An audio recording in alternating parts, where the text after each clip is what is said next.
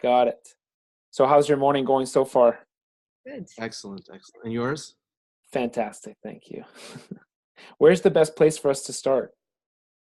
Well, do you want to know what we're planning on doing, I guess? That'd be great. Okay, so um, we both have new roles in our board.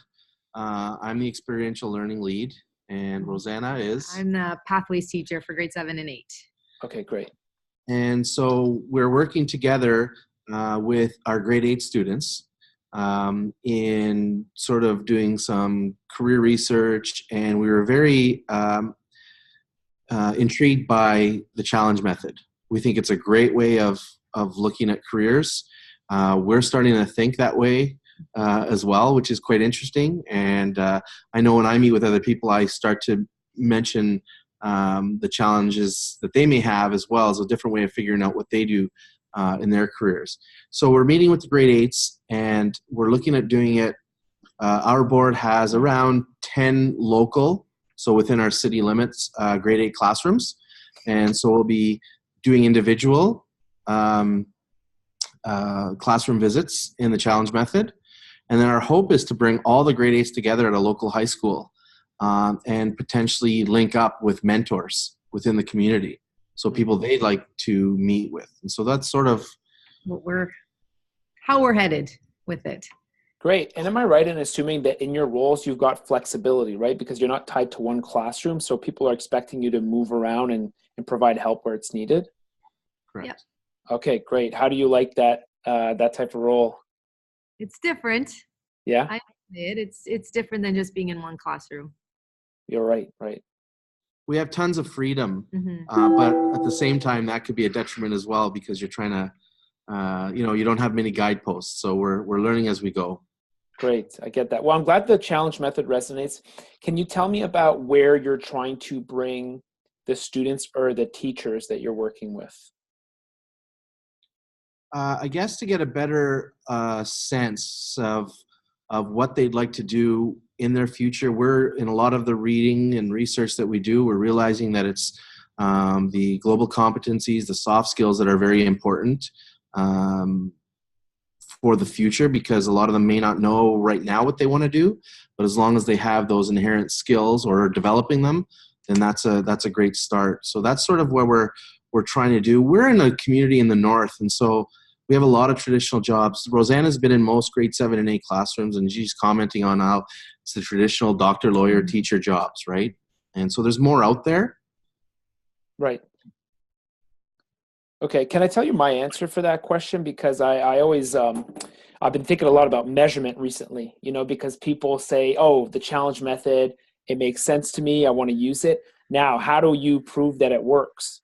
And I think that's a question that comes from the old model that the three of us probably know. The old model said you can measure people, you can measure the world of work, and now all you need to do is connect the two, and you give someone a list of their top 10 jobs that they could do for the rest of their lives. And we know that there are weaknesses with that approach, but since we had that model and we have said in the past, oh, we just matched a student to a job title, and then that determines success, people are quite interested in this idea of predefining success. And I think we should change the way we define success. So here's what I've been doing. In the approach when I work with kids, there are 3 components. The first one is that they learn more about themselves. The second is they learn more about the world of work. And third, they learn about the paths to get there. The third part is the bridge between who they are and what they want to do. So I want to teach them the process. And I think in the past, people have had to go through that process in their careers a handful of times, but there's a possibility that we're preparing kids where they'll have to cycle through that process 10, 20, or 30 times. I'm not advocating for that type of future. I'm just suggesting that it's a strong possibility. So to have people like the two of you intervene and teach them this process of, okay, well, you'll continuously learn more about who you are, your values, your interests, your abilities, the competencies that you want to develop. And then second, you'll learn about problems in the world of work. And here are a whole bunch of examples through the challenge cards. And then third, you'll learn about how to get there, which is for them is a post-secondary program. but you might also be doing some teaching around how do you get a job. You meet people in a company and you provide some help, and then eventually they hire you. So they'll have to go through that cycle often. So for me, the first measure of success is teaching, and for them to start absorbing that model. And then the two other metrics that I see are number one, energizing and empowering the kids, and two, having them take meaningful action. And the first one, energizing and empowering, is really a feeling that they get after they've spent, a full day, a half day, or, one class with you. And then they start feeling, what are they feeling? Well, I can have an impact on the world. I'm starting to develop my vocational identity. I'm different than my peers. I get to be the author of my own story. The world needs me. I don't know if you heard me say that one before, but that's my favorite one, right? Because you show them 30 challenges or 29, and then like, oh my God, there's a lot of stuff out there that needs my help. And then they get this feeling that the world needs me, which is really powerful. And then the second, meaningful action, then that's all the check the box stuff. Like, I'm researching education options. I'm thinking about co-op, or I'm thinking about experiential learning opportunities outside of the classroom. And I'm like starting to take action steps to decide what I want to do later on. Let me pause there and get your thoughts on, where I'm trying to bring kids, or the measurement that I've been thinking about. What do you both think about that? From my standpoint, where I come from, I like how you're saying the part where the world needs you, because as Adriano said, like all the kids, you get the same doctor, lawyer, like, and then you ask them why, and they don't really have an answer to why. I think it's just, that's what they know, right, in this community. Yeah. I really like that. Like, I really want to bring that home to them, that the world needs you in some way. There's a problem out there that you can challenge and correct or fix. Yeah, I agree. They're going to have to do a lot of work to get there. Like, right, they'll have to develop the competencies. They'll have to find that company, find that challenge. But once you're there, people will be like, finally, you're here. We need you. We need your help. No, I agree. It was interesting. I was in an advisory committee at a college a couple of weeks ago, and one of the professors there was telling me that they're teaching third-year courses, and their students are really, money isn't a big issue for them in terms of their career. It's their life balance as well, right? So that's an important component I think students need to be aware of as well. Their family and their enjoyment and their extracurriculars, and that really are important when selecting a job. It's not just status or money, for that matter. Yeah. Unfortunately, a lot of them focus on status or money, but they get to write a story of what their future could be. And, futurists are predicting that people could weave in and out of work more often than just working their whole lives and retiring at the end. So I think it's okay for them to start thinking about that. Okay, should we start tackling your questions? Great. You asked me about the colors. I think you already knew about the color categories, right? Like the 5 categories. Yeah, you already knew that. And then the shades, you're right, purely aesthetics, just to make it look cool. And, the designer chose that for it to be visually pleasing to the eye. That was your question, right? Yeah. How long does it take? Here's my non-committal answer: 1 minute to 1 semester. What that means is, if you've primed the kids and they get it and the cards are in their hands, sometimes it takes 1 minute for them to do the sort. And I know some colleges that's just what they want to do. It's an icebreaker that they find really fun and engaging, which is fine. But there's a lot more you could do with that, Some teachers who do the Grade 10 Careers course, they've told me they're redesigning the whole course based on the cards. And that's why I say 1 semester, because everything is put in the context of those cards and filtered through the challenges that people are looking at. There was a grade 6, 7, and 8 career fair that was done last year based on the cards. They wrote about it in the OSCA, the Ontario School Counselors Association magazine, and I went down there and, you saw that one? That's where we heard about you. Oh, okay, cool, neat. Okay, great. So you already know about that career fair, and you told me you're thinking about getting everyone together to look for mentors. I think one of the key insights that teacher, Nicole, had was that she told people to come to the schools, but she coached them on the challenge method and said, you're not coming here to sell your job titles. you're coming here with problems, challenges, and opportunities that exist in your field of work. And one of the people that really nailed it worked for a software company called Oracle. And he had laid out tons of challenges, problems, and opportunities that are existing in IT and in technology for the next 20, 30 years. And that was great. So that may be one thing for you all to think about for your grade 8 day when you've got the mentors coming in. Like what's the coaching or training you can give them so that they're not coming in and trying to sell strictly their job title. But back to this, sorry, go ahead. I think that stood out to us was the fact that it wasn't just show up and here we go. There was some training or some coaching behind it. So we intend to do that. Going back to your timeline answer, I think part of the reason we're doing it when we're doing it is so that if we need more time, if we have to go back and help mentor the students, then we have that ability within the school year. So that's one. Yeah. So we understand that it's not a yes or no answer or a black and white answer. Yeah. Okay, good. Thanks. I appreciate your patience with my not committal answer. And what I wanted to tell you was grades 7 and 8, they may need more time understanding the language and vocabulary. I think like the word economics or sustainability will require some definition. I wrote it for a grade 9 reading level, but there certainly are more and more elementary schools and middle schools that are getting them, which I get why. And then, so what do you want to do within like the after the sort? Well, I think you already know about the debrief activities. You can get kids talking to each other about the cards they pick. You can group them together. You can have bigger class activities, like each student is going to create their own challenge card based on something that they know about or that they're aware of in the media, or they brainstorm another list of challenges based on things that they've been working on for the beginning of the school year. I don't know if it's useful to brainstorm ideas like that with both of you, or maybe you've already thought about what you want to do in that time that you got with them. Yeah, one of the things I was thinking of was give them time to do a little bit of research with us in the room.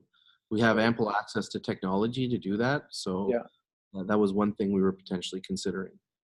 Great. Did you join the Facebook group with the tools? Yeah, you're in there. So in the tools, I've got a presentation, and I talk about some of the tools. Like Innocentive is one of the ones that I like. Have you seen that one already? Yeah, I went on that website. Yeah. What do you think about that? Because you got a young group of kids, and that's some of those are pretty advanced. But what did you think? They're advanced, I think, for the 7 and 8s. But I feel like if we talk to them about it and like explain it at their level, they would be able to think of responses to it. Yeah. I mean, if you do that, if you use that, I'd love to get your feedback on it. I just think it'd be such an exciting thing for the kids to see. This is a real challenge. People need it solved so badly, they're going to pay $10, $20, $100,000 for it. And the money is so, like when I say money out loud to the kids, they usually they perk up, right? Like they don't know what that means, 100,000 or whatever, but they're like, oh wow, we could solve this and make money. And I know that some of the things are complicated, genetics, recoding and stuff like that. So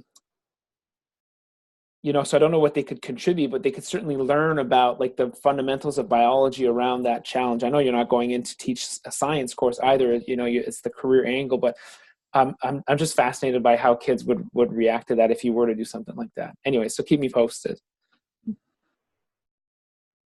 Okay. You also asked about social media. So I'm guessing you're thinking you don't want to use the social media angle, right?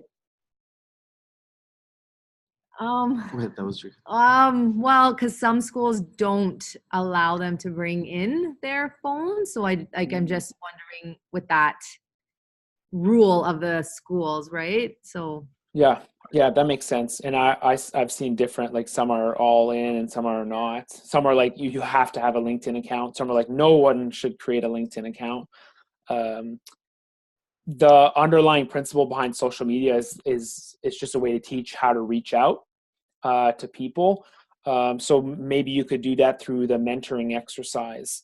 The mentoring part, like if you do all the curation and have people there, maybe you could focus on like how do you communicate, what do you say, what do you ask to people. It's really useful for kids to have questions predetermined. Like my favorite ones are, what do you like the most about what you do? What do you like the least? What's the challenge that you're working on? What advice do you have for me? How did you get to where you are? Those tend to work well. But if you're doing all the work and the curation about how to get those people, the message I don't want them to miss is that they could have done that too. And that's, we haven't got there yet, but in looking at that PowerPoint that you had out, which was very helpful, there are those, okay, so now you have an opportunity to speak to someone in this area or challenged by this, and so what would you ask them? So I think if we have the opportunity, we would like to pose that to them, because their answers have to help us gather the mentors locally, right? So it's important for them to be part of that process, I think.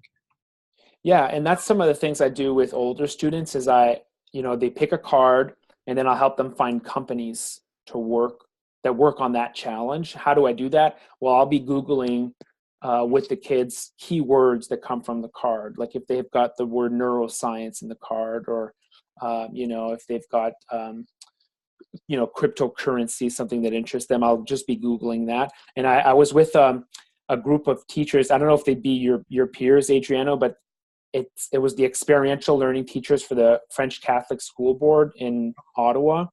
So a lot of those profs do co-op. I don't know if that falls under your umbrella too. Yeah, so one of the profs I met there had a cool trick. She did what I just described by Googling, but she did it on Google Maps.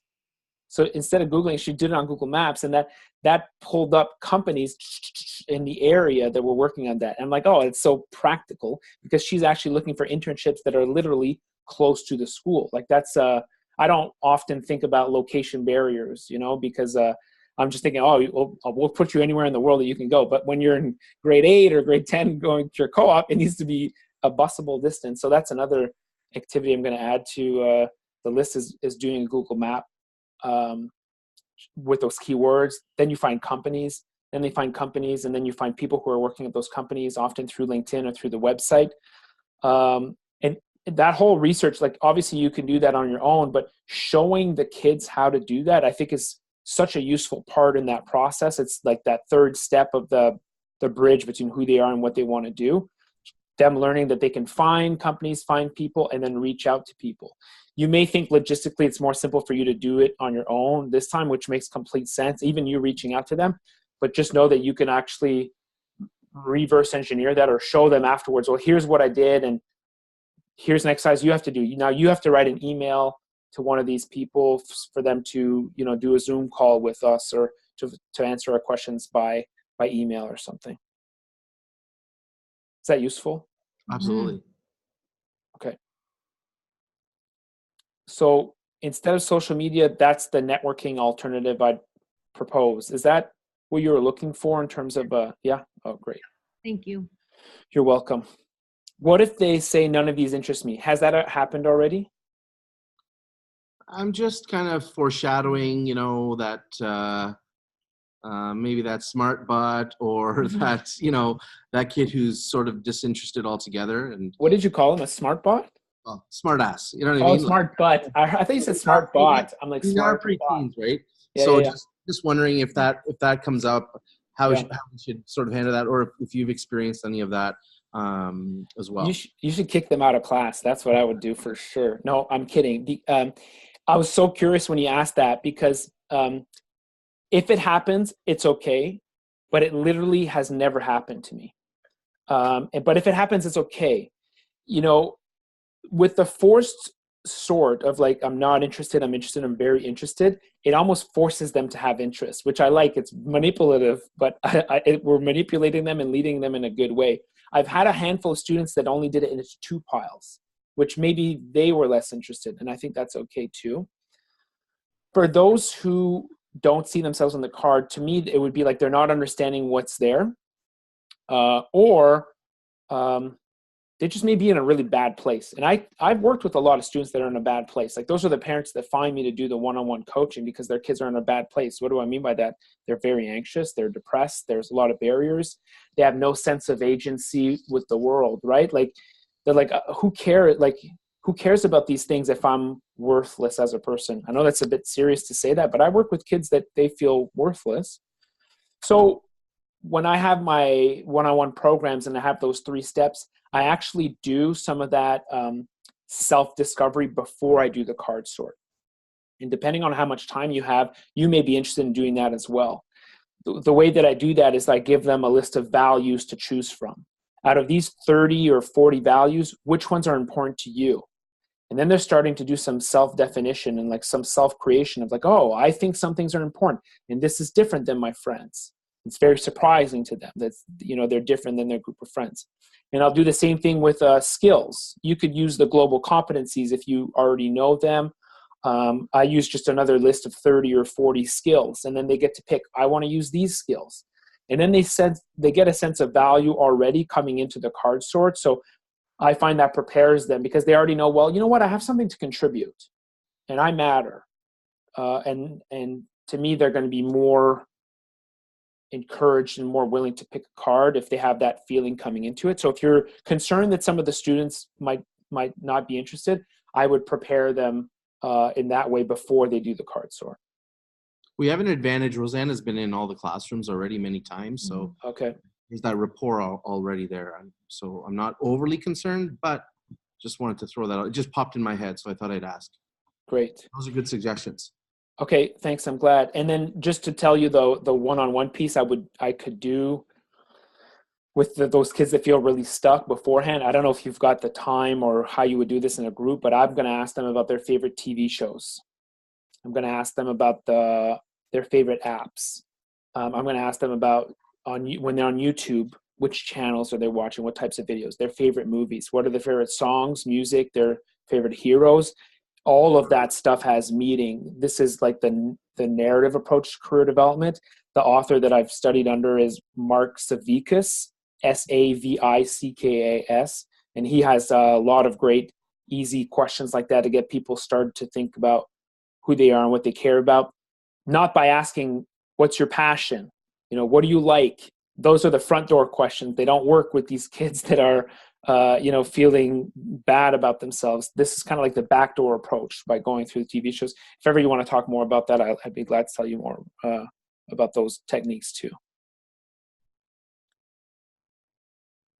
Should we move on to how do you prompt them to be a challenge researcher? Mm-hmm. Tell me more about this one. What were you thinking here? So I'm just wondering, after the fact, what are some best practices for having them do the research, other than the Googling? Like, start at the Googling. I really love that slide in your PowerPoint that's, started at the challenge and then worked its way right down to the high school courses. So, I mean, is that what you would recommend us to do? Yeah, but I guess you're saying, like, how do you get them to do this more often? Are the teachers going to be in a classroom while you're doing this? Yes. What's their level of focus going to be? Are they going to be doing pre-work, or are they going to be like passionately watching what you're doing, what you're talking about? We're hoping they'll be with us. Yeah, absolutely. Because I've had both. I've had teachers like listen and be like, oh my God. And I'm like, oh, this was more useful for the teacher than it was for the kids because the teacher was so involved. And I've had other, teachers, they're like, oh, good, there's somebody babysitting the kids. Like, I got something else to do. We're probably going to be in the same situation. Yeah. Which is fair. But knowing that now, I tell them in advance, like, there'll be something in here for you. The reason I say that is because if you leave it all up to the two of you to get them to long-term transform to challenge researchers, that's just so much weight on your shoulders. If you can have the teacher as an ally, they can teach through challenges. And that, in a way, makes their lives easier. And that's the sell for them. It's like, how does this make your life easier, Mr. Science teacher or Mrs. Math teacher? Well, it's that maybe they keep the cards, or they teach based on problems that exist in the real world and connect it to theory. One example I give is, a student in a math class is asking, why am I learning this, formula? And then we can tell them that in the future, everything will have the internet. Like, this pen has no chip in it now, but it's going to be so cheap to put a chip in it in the future that companies will do it, and they'll start recording data about usability of the pen and how people use it, put it down, and when it breaks down. And there's going to be massive amounts of data on these pen and how they move and break, but no one's going to be able to understand how to analyze that data. And you'll need someone who understands statistics to be able to work through that and draw meaning out of the numbers. And, and that's why you need to, learn this formula, because the future, the internet will be everywhere and there'll be so much of that data, and we need people to interpret it and make sense of it.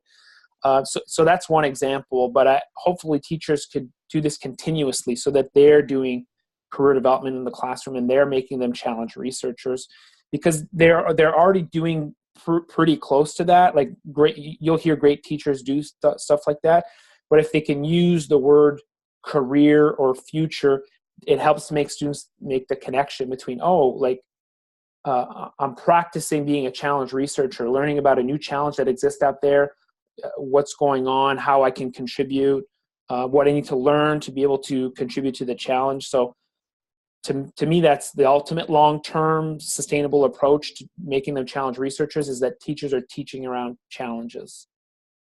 And we hope that this will, follow them as well. If I have the opportunity, I'd like to visit some career classes to do the challenge method with them and introduce it to them as well. So hopefully, if that gets embedded, if we can return to these grade 8s each year, and then, when they enter high school, they're seeing it again, I think that'll be helpful as well, because that progression, because things are going to change. We use career cruising, and I've been in classes showcasing that to students, and it's often interesting when I return to them in senior years and say, have you went and taken a look at some of the goals you had when you were in grade 8 and see how those change? Because I think that's pretty fascinating as well, to see how their growth develops over time. And what did they answer? Did they do that? Oh yeah, they did, and they get a real kick out of it. Like, a lot neat. of laughs. I can't believe I thought I was going to be this or that, or interested. That's neat. So that's kind of neat. I think that's a great lesson you're sharing with them, showing them the change. Like, this is going to be cyclical. You're not going to get matched. You don't need to get a tattoo with a job title. The whole thing's going to keep changing. And that's not because you're young or immature in high school. It's just a reality. Hey, I'm really glad you both are out there doing this work and spreading this, because, the impact it can have on kids' lives is huge. So I'm really grateful that you're both doing that. I know we just covered the questions you had now, but did anything else come up in terms of other questions you wanted to ask or things you wanted to talk about? Everything's pretty covered and fairly straightforward, especially the information you have posted online. Great. 2 more projects I wanted to tell you both about. I have been asked a lot to make a tool for a younger group, and I've been asked to make a tool that's even more strongly focused on trade occupations. So I'm doing that now. I'm close to having the the prototype version ready, and I've combined it. So it's younger and trade focused. I think the best approach will be to use the challenge cards and the trades cards mixed in together. But I wanted to give you a heads up, especially because that's your age group. So if you're on my newsletter, I should have news about that. I think I'm going to do a Kickstarter. I don't know if you've ever used Kickstarter, but I'm going to do a Kickstarter to launch it to see if that can help spread the word. But I just want to put that on your radar. Those are 2 great areas. Well, the trades is a great area. One of my philosophies is to go as young as you possibly can, because I think they need to be thinking about their futures and how it's going to change and the relevant. I think that also helps with their work habits in school as well, to see the value in school and the skills that they're learning every day. And all I've been hearing is about the trades over and over and over again. So, that's something that's quite important, I think, as well.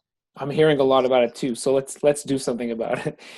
And then the second thing is I'm trying to put the challenge cards online on on an app or something like that.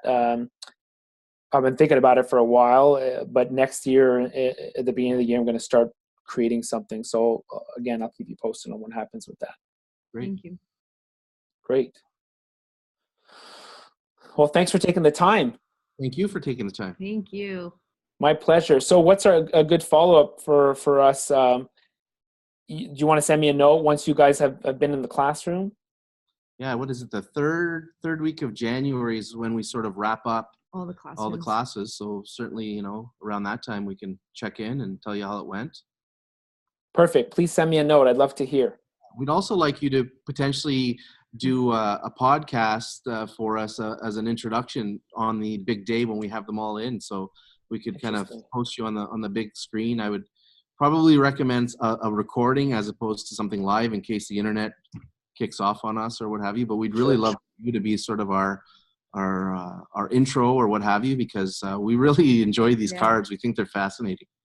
That's great. I'd love to. So do you want to do, like, we'll record a little Zoom together and then I'll send you the file or something like that? Yeah, something like that, like a 30-second, 1 minute kind of, welcome to the day, and, you can give them your kind of encouragement, and then sort of off we go. But we could talk about that later on. We're not there yet.